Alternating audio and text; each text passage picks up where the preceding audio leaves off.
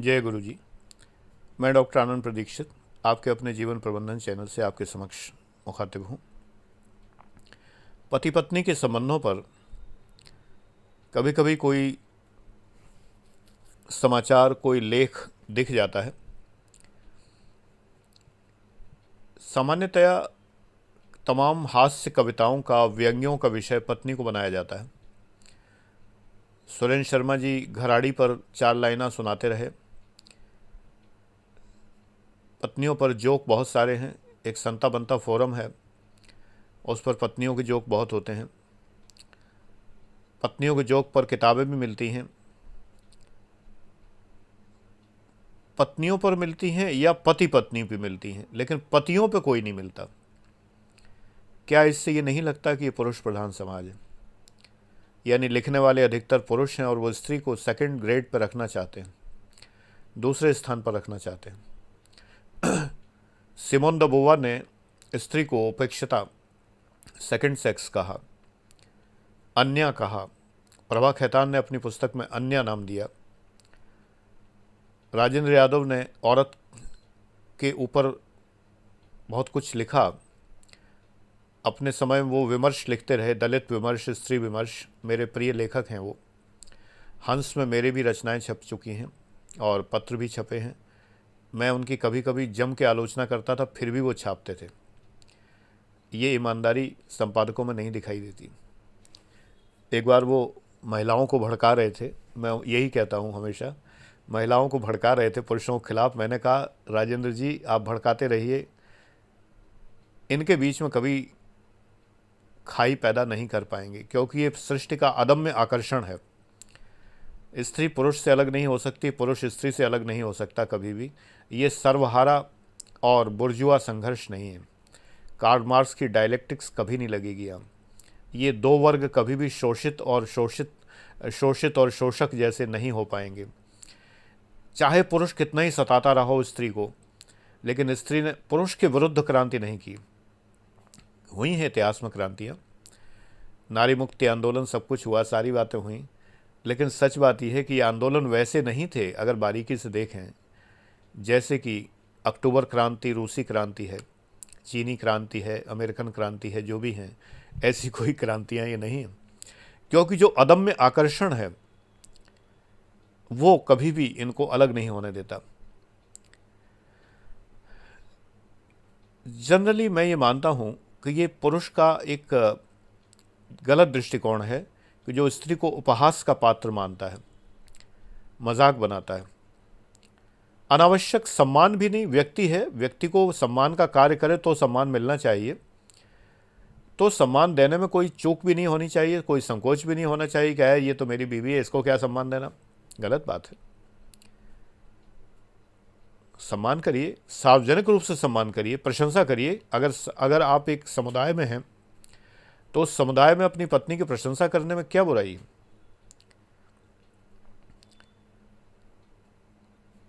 अगर वो हाउसवाइफ है तो भी प्रशंसनीय है, और अगर हाउसवाइफ नहीं है, वर्किंग वूमन है, तो और भी ज़्यादा प्रशंसनीय है। इसलिए कि वो वर्किंग वूमन है। हाउसवाइफ तो बाय डिफ़ॉल्ट है ही है, वो तो है ही है। कुछ लोगों को हाउसवाइफ शब्द नागवार गुजरता है। ये कोई गंदा शब्द नहीं है, ये कोई अपमानजनक शब्द नहीं है। वैसे ये शब्द अपने आप में ओरिजिनली गलत है। वाइफ तो पति की होती है, हाउस की थोड़ी होती है। हाउसवाइफ का मतलब है गृहिणी। हिंदी में शब्द बहुत अच्छा है, जो गृह को निर्माण करती है वो गृहिणी है। हाउस बिल्डर कहें, हाउस मेकर कहें, हाउस इंचार्ज कहें, कुछ भी कहें। अब ये चल गया सो चल गया। शब्द भाव पे चलते हैं, शब्द शब्दार्थ पे नहीं चलते। कई बार शब्द चलते हैं भाव पे। तो चाहे वो गृहिणी है केवल, तो भी सम्माननीय है, और अगर गृहिणी के साथ साथ वो वर्किंग वूमन है तो भी सम्माननीय है, एक व्यक्ति के रूप में। इसलिए नहीं कि बाय डिफॉल्ट बीइंग वुमन आप उसका सम्मान करें। बहुत सारी शिकारी औरतें भी होती हैं, बहुत सारी घर तोड़ू औरतें भी होती हैं, बहुत सारी मुंहफट निकृष्ट किस्म की महिलाएं भी मैंने जीवन में देखी हैं। मैं तो उनका सम्मान नहीं कर सकता। ऐसा थोड़ी है कि कोई जेब कतरी हो, मैं कहूँ कि स्त्री है तो उसका मैं सम्मान करूँ कि भाई जेब कतरी है, हे जेब कतरी, मैं आपका सम्मान करता हूँ क्योंकि आप नारी हैं। मैं तो नहीं कहूँगा। अगर वो सम्मान की पात्र है तो इसलिए केवल कि वो स्त्री है उसका मैं सम्मान नहीं करूँगा, ये गलत बात है। मैं उसकी प्रशंसा नहीं कर सकता क्योंकि वो मेरी पत्नी है, ये गलत बात है। मैं तो खुलेआम प्रशंसा करता हूँ पत्नी की। कई बार मेरी पत्नी की कई सहेलियाँ अपने पतियों से लड़ने भी लगती हैं कि देखा भाई साहब को, देखा, ऐसे होती है तारीफ। वो डिज़र्व करती हैं तो मैं तारीफ़ करता हूँ। कभी कभी मुझे खुद ही लगाता है कि मैं तो रोज़ ही प्रशंसा करूँ। अब रोज़ करूँगा तो लोग कहेंगे कि पता नहीं पत्नी पुराण लिख रहे हैं कि चालीसा लिख रहे हैं। बट जब जिसमें गुण है तो उसकी प्रशंसा तो करनी ही पड़ेगी, और सार्वजनिक रूप से अगर करेंगे तभी तो दूसरे लोग भी सीखेंगे। तो याद रखिए, आप विवाहित हैं तो पुरुष तो अपनी पत्नी की प्रशंसा करने में चूकिए मत। झूठी प्रशंसाएं मत करिए, सच्ची करिए। और अगर आप स्त्री हैं और पत्नी हैं किसी की, तो आप ऐसे कार्य करें कि आपकी प्रशंसा हो। मैं हमेशा एक बात कहता हूँ, जब मैं पढ़ता हूँ पापा की परियां, तो मैं कहता हूँ यही पापा की परियां जाके ससुराल में दूसरे पापा के लिए क्या बन जाती हैं। ऐसा तो नहीं होना चाहिए। आप पापा की परी हैं तो आपको एक और पापा मिल रहे हैं, आप उनके लिए देवदूत के रूप में, एंजल के रूप में सामने आइए। जब मेरी बहू बाज़ार से आती है और मेरी पसंद की खाने की चीज़ें, ये इस तरह की, ये माला मेरी छोटी बहू तरह तरह की ढूंढती रहती है। बड़ी बहू मेरी जो है, जब कभी शुगर फ्री आइसक्रीम ढूंढ के पापा के लिए, ख़ास करके शुगर फ्री फलानी चीज़, ख़ास करके डायबिटीज़ है तो जब वो लाती है तो लगता है कि बेटियां हैं मेरी, तो मैं क्यों ना प्रशंसा करूं। टचवुड, ईश्वर की कृपा कि अगर ऐसे बच्चे हैं तो वो सच में पापा की परियां हैं। तो मैं यही कहता हूं कि स्त्री किसी भी रूप में हो। और दूसरी बात, मैं एक बात हमेशा याद दिलाता हूं तुम सबको, जो लोग अभी उस उम्र में नहीं है, तो आगे तो आएगी उम्र, अभी सीख लो तो ज़्यादा अच्छा है, ट्रेनिंग पहले हो जाए तो ज़्यादा अच्छा है। हम कहते हैं स्त्री के कई रूप हैं, माता का रूप, बहन का रूप, पत्नी का रूप, बेटी का रूप, लेकिन एक रूप भूल जाते हैं। अब तुम लोग कहोगे गर्लफ्रेंड का रूप, चलो वो तो पत्नी के बराबर वाला रूप हो गया, लेकिन एक रूप फिर भी भूल गए, वो रूप है बहू का रूप। इंसान भूल जाता है, माता, बहन, पत्नी, बेटी, सब सब सारे रूप बता देगा, बहू का रूप भूल जाता है, और बुढ़ापे में उसी से काम पड़ता है। न माता तब होती है, मैं एक बार कभी बताया ये, न माता होती है, न बहन होती है, न बेटी होती है, पत्नी उतनी ही बूढ़ी हो चुकी होती हैं। तो असली रूप तो बहू का रूप है, जो आगे के जीवन में हमारे काम आने वाला है, जो हमारी केयर करने वाला है, जो हमारी परवाह करने वाला है। तो स्त्री के किसी भी रूप को नकारिए मत। एक बार मुझे याद है, हितेश एक स्टूडेंट था मेरा, वो ईमेल से मुझे बहुत सी चीज़ें भेजा करता था। पहले व्हाट्सएप नहीं था तो वो ईमेल से भेजता था। एक बार मैं ऐसे ही प्रशंसा कर रहा था, फेसबुक में लिखा था मैंने बेटियों की तारीफ़ों में, तो उसने बड़े ही कुढ़ के बहुत जेलस होके कहा था, हाँ बेटियां तो परियां होती हैं, बेटे तो राक्षस होते हैं ना। मैंने कहा हितेश जलो मत, जेलस मत हो, बेटे राक्षस नहीं होते, बेटे भी बहुत अच्छे होते हैं, लेकिन बेटे चूँकि अपने घर में रहते हैं, बेटियां चली जाती हैं तो पेरेंट्स ज़रा बेटियों को ज़्यादा कहते हैं। साल भर बीता होगा, हितेश की भी बेटी हुई, और उस गुड़िया जैसी, परी जैसी बेटी को गोद में लेके हितेश फ़ोटो खिंचाते थे। तो हम, मैंने कहा देखो अब समझ में आया कि बेटी परी होती है कि नहीं होती है। एक्चुअली क्या है, मुझे छोटे बच्चों में, बेटे बेटी में कभी फ़र्क नहीं लगता, छोटे बच्चे उतने ही प्यारे होते हैं।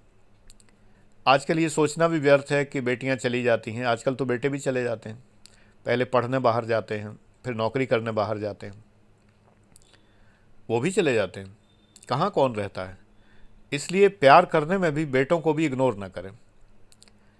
उनको भी इग्नोर नहीं करना चाहिए। तो वही हितेश की बात मुझे ध्यान आ जाती है, बहुत साल हो गए, 10 साल से ज़्यादा हो गया होगा, कि बेटे तो मानो राक्षस होते बेटे राक्षस नहीं होते। मेरे चैनल पर बेटे बेटियां, बेटे ही ज़्यादा हैं चैनल पर, बड़ी भारी संख्या बेटों की ही है, बेटियां तो बहुत थोड़ी सी हैं। और सब प्यार करते हैं बहुत अच्छी तरीके से, बहुत रिगार्ड करते हैं सारी बातें। मैं कैसे कह सकता हूँ कि खाली बेटियों की ही तारीफ़ कर सकता हूँ, ऐसा तो नहीं। सम्मान, अपनत्व, प्रेम बेटों में भी होता है, बस हम पहचान नहीं पाते, क्योंकि एक पुरुष दूसरे पुरुष को उस लेवल पे नहीं समझ पाता कभी।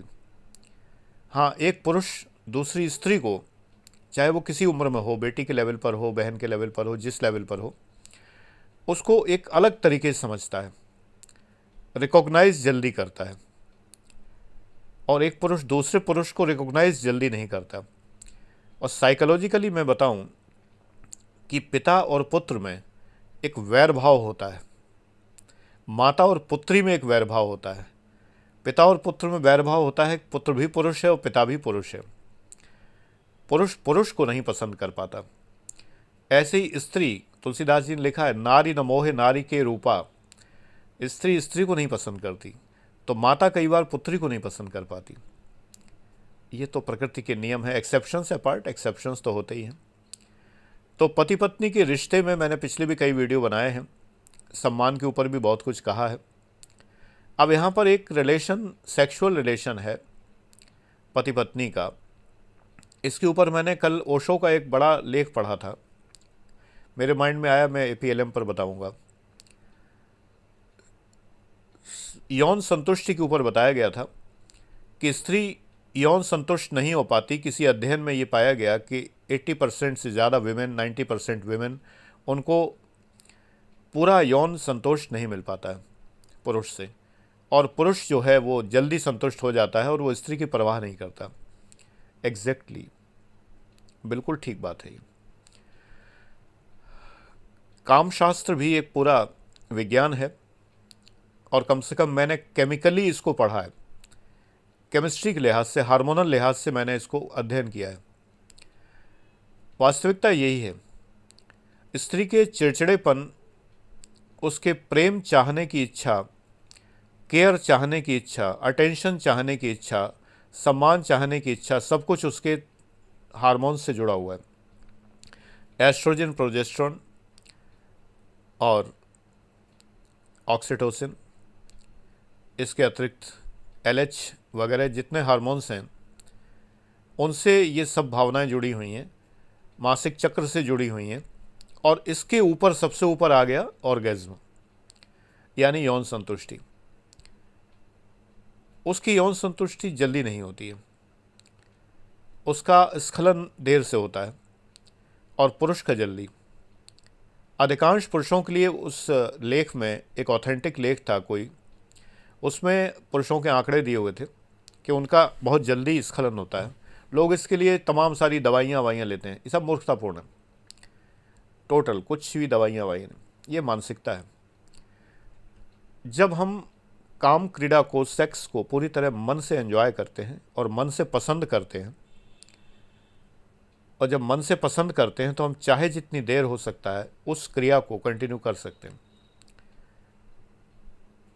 पुरुष को इतना नियंत्रण अपने शरीर पर होना चाहिए, और इस नियंत्रण के लिए मेडिसिन नहीं काम आती हैं।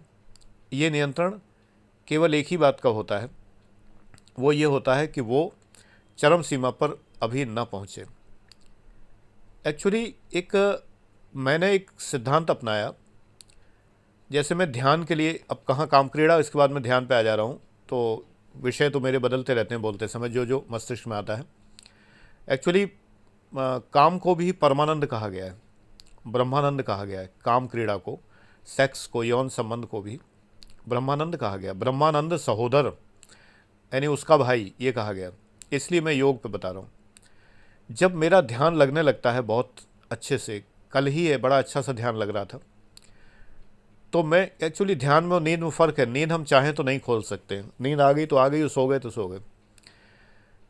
लेकिन योग निद्रा का जिन्हें अभ्यास होता है, जैसे कि मुझे है, मैं अपनी नींद, ईश्वर कृपा है कि मैं ज़्यादातर मेरी नींद कंट्रोल में है। तो ध्यान में भी मुझे लगा कि अब मैं ज़्यादा गहरा डूब रहा हूँ, मैं बाहर आ गया। मैंने कहा ये आनंद फिर कभी, जैसे वो गज़ल है गुलाम अली की, ये कहानी फिर कही, किसको किसके गम ने मारा, ये कहानी फिर कभी। तो मैंने सोचा ये फिर कभी, ये पूरा आनंद अभी नहीं लेता, बाद में सही। अगर पुरुष अपने मन में ये सोच ले काम क्रीड़ा के दौरान कि मैं अंतिम स्खलन का आनंद अभी नहीं ले रहा, थोड़ा रुक के लेता हूँ, शरीर मान जाएगा, पक्का गारंटेड, किसी हकीम की ज़रूरत नहीं। शरीर 100% मान जाएगा कि ठीक है भाई, ये जो करता है स्वयं वो कह रहा है। जब उसकी इच्छा नहीं है तो शरीर कहेगा मैं कौन होता हूँ इसको आनंद देने वाला, जब ये अभी पूरा आनंद लेना ही नहीं चाह रहा। लेकिन लोग हड़बड़ी में रहते हैं, उनको लगता है सारे काम जल्दी जल्दी निपटा लें, तो स्खलन भी जल्दी करो, ख़त्म करो। अब वो उस स्त्री की नहीं सोची कि जो अभी तो उसने सोचना शुरू किया था, आनंद उसका प्रारंभ हुआ था, वो तो बीच में रह गई। अब वो छटपटा रही है। उस छटपटाहट का पुरुष के पास कोई इलाज नहीं है, वो फ़ौरन करवट बदल के सो गया, फ़ौरन, देर नहीं लगी। वो यही करता है। इवन जिस स्त्री को वो अभी अभी भरपूर प्यार कर रहा था, उसके शरीर को कहूँगा, मन को नहीं, अगर मन से प्यार कर रहा होता तो छिटक के दूर नहीं भागता। उस स्त्री को उसने, चूंकि वो शरीर से प्यार कर रहा था, फिर वो शरीर उससे देखा भी नहीं जाता है, खट से करवट बदल लेता तुरंत। ये बात स्त्री को अपमानजनक लगती है कि मैं एक वस्तु हूँ, और वो पुरुष से, पति से खिन्न हो जाती है। लेकिन हमारे समाज में स्त्री इतना सब होते हुए भी कभी पुरुष से ये नहीं कहती कि मैं असंतुष्ट रह गई, वो ये नहीं कहती। पुरुष की संतुष्टि स्खलन है, स्त्री की संतुष्टि उसका स्खलन है, ऑर्गाज्म उसका है। जब दोनों साथ होते हैं, संगम तब होता है, धाराएं एक साथ बहती हैं, तब संगम होता है। तमाम पुरुषों को तो ये अनुभव ही नहीं है कि ऐसा कुछ भी होता है, उन्हें मालूम ही नहीं है। रीज़न ये है, ऐसे में स्त्री जो संतुष्ट होती है तो जो उसकी आंखें बताती हैं, उसका चेहरा बताता है। स्त्री के दो चेहरे बड़े ही मार्वलस और बहुत ही प्रिय लगने वाले होते हैं। ऑर्गेज्म जिस स्त्री को प्राप्त हो गया हो यौन क्रिया के बाद, उसका चेहरा क्लांत, शांत, मुस्कराता हुआ, थका हुआ, लेकिन संतुष्ट। और एक जब वो पुत्र पुत्री को जन्म दे चुकती है, उस समय जन्म दे चुकने के बाद जब पहली बार आँख खोलती है और जब उसको अपना पुत्र या पुत्री दिखता है उसके पास में, तो उसके चेहरे पे जो भाव होता है, ये दो भाव दिव्य हैं, डिवाइन हैं। इन दो भावों के दर्शन जिसने नहीं कर पाए, तो उसने डिवाइन दर्शन खो दिए। स्त्री में ही सब कुछ दिखाई देता है, सब कुछ। ये ईश्वर के दर्शन है, ये परम शांति के दर्शन है। और इन ऐसे दर्शन जिसको हो जाते हैं, जीवन उसका सुखद होता है। तो अपने पर नियंत्रण लोग नहीं कर पाते हैं, इसलिए नहीं कर पाते कि उनको लगता है हर काम जल्दी निपटा दिया जाए। हर काम बेटा जल्दी निपटाने का नहीं होता है, कुछ कामों में आनंद प्राप्त किया जाता है। आप सूखी रोटी भी अगर चबाएं तो मीठी लगने लगती है, देर करें उसमें तो वो भी मीठी लगने लगती है। यौन क्रिया ऐसी है कि शुरू में नीरस भी हो तो बाद में सरस बन जाती है। हम शरीर को अपने हिसाब से मोल्ड कर सकते हैं, इसीलिए तो आसन बने बहुत सारे। जिसका जैसा शरीर है वो वैसा ही मोल्ड कर सकता है। मैं कभी अप्राकृतिक यौन सुख को सपोर्ट नहीं करता, अप्राकृतिक को सपोर्ट नहीं करता। ईश्वर ने जो स्थान जिस कार्य के लिए बनाए हैं उन्हीं स्थानों को मानता हूं, उनको नहीं करता। वास्तविकता यह है कि जब तक स्त्री प्राकृतिक मैथुन के द्वारा संतुष्ट नहीं होती है, तब तक उसका जीवन अधूरा रहता है और वो परिवार के लिए समस्या का कारण बनती है। एक मेरे मित्र थे, अब इस संसार में नहीं है, ईश्वर उनकी आत्मा को शांति दे। हम लोग उनको अक्सर मैं और पत्नी अक्सर कोट कर लेते थे मजाक में। मैंने बताया कि वो कैसे बता रहे, पत्नी से तो बात सब तरह की होती है और किससे होगी। तो किसी भी स्त्री के लिए जब वो ये सुने कि वो बड़ी चिड़चिड़ी है वो है, तो हम जब हमारे सामने बैठे हो बड़े ही बेफिक्रे अंदाज में कहते थे, अरे इनकी सेक्स लाइफ ठीक नहीं होगी इसलिए ऐसा होता है। हम कहे यार तुम यही बात करते रहते हो हमेशा, सेक्स लाइफ ठीक नहीं होगी, कोई भी प्रॉब्लम है सेक्स लाइफ ठीक नहीं होगी, ये कौन सी बात है। बोले तुम नहीं जानते, अगर सेक्स लाइफ ठीक नहीं है तो सब कुछ ठीक नहीं है। फिर मैंने बहुत अध्ययन करने के बाद और तमाम अनुभवों के बाद ये जाना कि वो सही कह रहे थे। वास्तविकता है, मेरे साथ ही ट्रेजरी ऑफिसर थे वो, हम लोग साथ साथ नैनीताल में ट्रेनिंग भी किए थे और उसके बाद कई जगह साथ साथ पोस्टिंग भी रही। कहते थे किसी की भी बात आए, अक्सर ऑफिसर्स में चर्चा परिवारों की भी हो जाती है, तो किसी की बात आई फलाना वो उनकी पत्नी ऐसी जो बहुत चिड़चिड़ी नेचर की हैं, ऐसी नेचर की हैं, उनको ऑब्सेसिव कंपल्सिव डिसऑर्डर, हाँ एक एडीएम थे उनकी पत्नी को ऑब्सेसिव कंपल्सिव डिसऑर्डर, वो अरे उनकी सेक्स लाइफ ठीक नहीं होगी मैं कहता था यार तुम्हारे दिमाग में कचरा भरा हुआ है, गंदगी भरी हुई, तुम केवल सेक्स सोचते हो। वो कह दुनिया सोचती है, कहते नहीं है लोग, सोचती दुनिया है। मैं कह देता हूँ सच बात ये है कि ये एक ऐसी चीज़ है जो हमारे पूरे जीवन को गवर्न करती है। ये लाइफ की धुरी है, स्पिंडल है, इस पर हमारा जीवन। हाँ पुरुष भी प्रभावित होता है, लेकिन पुरुष जो है वो कई बार जल्दी अपने को स्वयं स्खलित कर लेता है।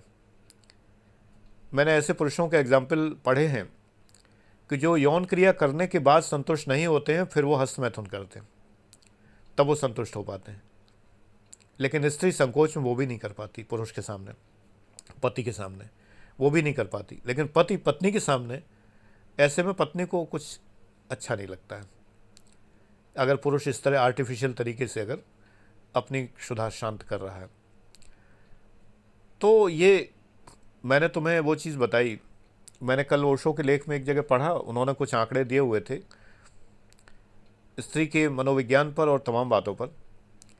Sex is the basic need, और इसी के लिए विवाह संस्था बनाई गई है, जिसको कि आज युवा पीढ़ी ध्वस्त करने पर तुली हुई है, लिव इन रिलेशन के द्वारा, गर्लफ्रेंड बॉयफ्रेंड के द्वारा, तमाम चीज़ों के द्वारा। एक समय आएगा कि लगेगा कि गलत किया है जो भी किया है।